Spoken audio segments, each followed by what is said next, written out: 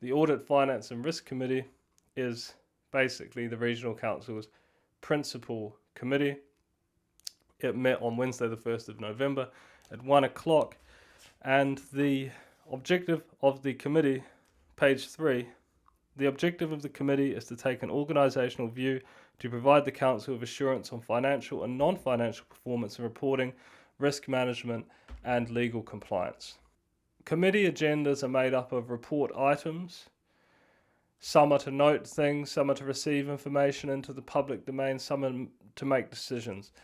But the agenda itself, this really is the public-facing document. This is what is open. This is the open book of the organisation. And that's what makes the difference between the Canterbury Regional Council and a private entity, is this openness, is this ability to scrutinise, this ability to influence. Okay, page 23. The Health and Safety and Wellbeing Update. So obviously, as it's the Audit, Finance and Risk Committee, it wants to look at risk. It wants to say, well, how are our workforce doing? We have 700 staff across the region, the majority of which are in Christchurch City at 200 Toom Street. And so the committee wants to know what's happening.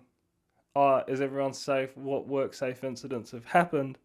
And so this is this point of the agenda where this happens. But what I wanted to note that's interesting about this is regarding the fifth recommendation. The motion here recommends the Council that a separate Health and Safety Committee is not established.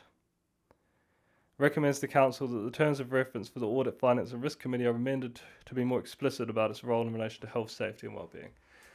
So Councillor David East, who also represents the North East Christchurch alongside me, his thing in the last kind of year was he was quite interested in us setting a standalone risk committee that's purely looking at the risks of various factors to the organisation, how to mitigate them, how to manage them, etc. What I would note about risk is there's always going to be a degree of risk in every organisation, in every workplace, in every job. Risk is inherent with being human. So the purpose of a risk committee, the purpose of a risk in governance is to manage it. It's not to mitigate it completely. It's not to say that there's never going to be any risk, but it's going to be to say, okay, first things first, you identify the risks, then you manage them, you take actions to mitigate certain adverse effects of those risks. There's a whole checklist of ways that you can deal with this. David East believed that there should be a standalone committee. The officers didn't agree with this, and today the members of the Audit, Finance and Risk Committee did not agree with this either. I'd like to note actually at this point that I'm not actually a member of this committee.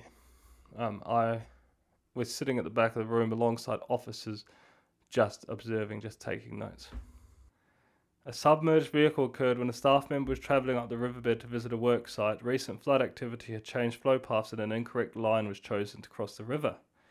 Although the water flow was slow, the sediment had moved in the flood and had become soft. No inspection of the chosen route line was taken outside of the vehicle. Another example here, paragraph 30. A drag line hit power lines and caused a power outage. The drag line was being operated to clear raupō from a river when the boom of the drag line contacted the power lines. That must have been quite a terrifying event. Page 33. Item Report 8.3, Bancorp Treasury Update, 1st of July to the 30th of September 2023. The report written by Bancorp Treasury Services, our Treasury advisors, reports on our financial investments, borrowings and market comparisons. Page 44, Policy Compliance, fully compliant, $85 million debt, $85 million of local government funding agency debt, liquidity ratio. So overall, the Regional Council is in a good financial position and we have headroom to borrow a significant amount more in need be. Page 46, if no further borrowing is required over this period, it is suggested that ECAN reduce the amount of commercial paper and floating rate notes which totaled $18 million that mature and are due to be refinanced on the 15th of December. A reduction of $3 million would avoid the need to do any further fixed rate hedging at a time when interest rates are seen as excessively high. So basically, interest rates are high, now is not the time to borrow. This is all part of the fiscal monetary policy coming down from the Reserve Bank in a way to get hold of inflation. High interest rates make borrowing less attractive, decrease money supply, decrease demand, decreases inflation. That's the idea behind these fiscal matters.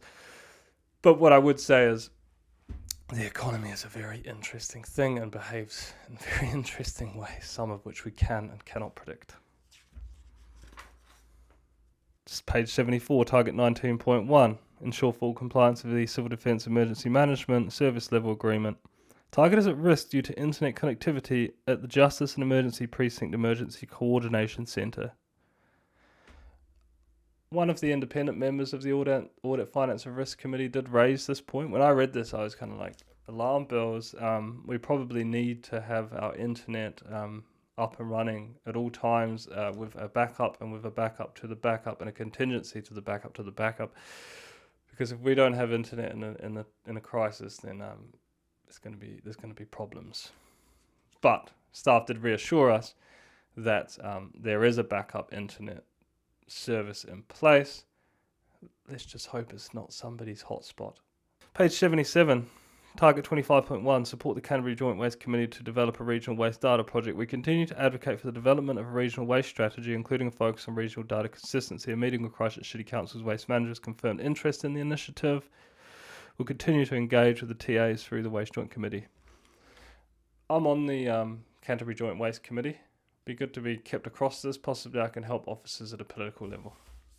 Page 84, in terms of the planning areas, we are working to confirm and process for GCP and Regional Transport Committee to the relevant chapters of the RPTP, the Regional Public Transport Plan. Staff are working on a draft update for the RPTP. Our new project manager is working on reconfirming the scope and timelines for delivery. All across this. Also got some community members who are across this as well. Really, really important time. If you want changes to bus routes, if you want changes to certain services, now is the time to start preparing for that process. The RPTP is basically the plan that sets it all out. Might do a video on it. 1. Participate in Hui meeting with all 10 Canterbury Papatipu Runaka this year. Investigate feasibility of establishing 2 further new co-governance or co-management arrangement. Target, Page 92. The 16 August 23 Council meeting resolved to retain the first past the post voting system, a public notice. Advised electors of their right to demand a poll on the future electoral system for the next 2 triennial elections. So we've got a representation review underway, which will determine how you vote, how the seats work out, and how democracy functions. 8.5 Insurance renewal notes. The council insurance policies have been renewed. Receives the insurance renewal. Our premium and FENS levy spend has moved from $420,884 to $466,363, an uplift of 11%. A very positive outcome with the trend in spend uplift is typically 20% plus. The insurance industry is changing. There is a lot happening at a global insurance level, at a reinsurance level, and at a local one too. We are seeing the whole industry have to respond to far more claims, far more events, driven by you know what. So in the executive summary, page 103, we can see that the total sum insured against the premium. So what is quite interesting actually is the quantum beside each. So for example, material damage, we have $124 million insured, that the premium is $174,000, whereas the motor vehicle fleet is $6.8 million insured with $110,000 premium. And that's clearly because motor vehicles have a much higher risk of damage or theft, etc., and so the premium is much higher. So we come down this list now and we can see the total cost of the premium, that total at the bottom in the last financial year, and now in this financial year. Other interesting things here are around ensuring public liability, statutory liability, crime fidelity. 8.7 Annual Registers Oversight Fraud Register Gift and Hospitality Register receives the fraud register and notes the additional entry related to the last financial year. Receives the Gifts and Hospitality Register. The fraud register is maintained by the Chief Financial Officer and has had one recent entry relating to a conflict of interest.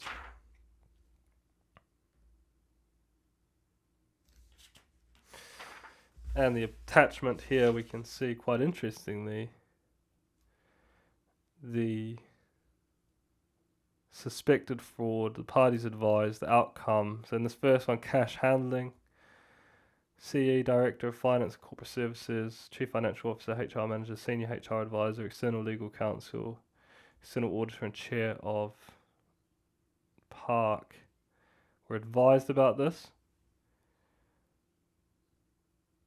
Parties in investigation, Senior Manager, Public Transport, Decision Maker, Metro Info, Customer Manager, General Counsel, Outcome Resignation, amounts recovered not viable to recover. Now this says access only to CE, Director of Finance and Corporate Services, CFO, External Auditor and Chair of RFARC. Data to be purged after 5 years. The register will not contain any employee information of a private nature. So, yeah, it's interesting that that's actually in this agenda. And then the committee went into public excluded, and of course I can't talk about that because that would breach standing orders.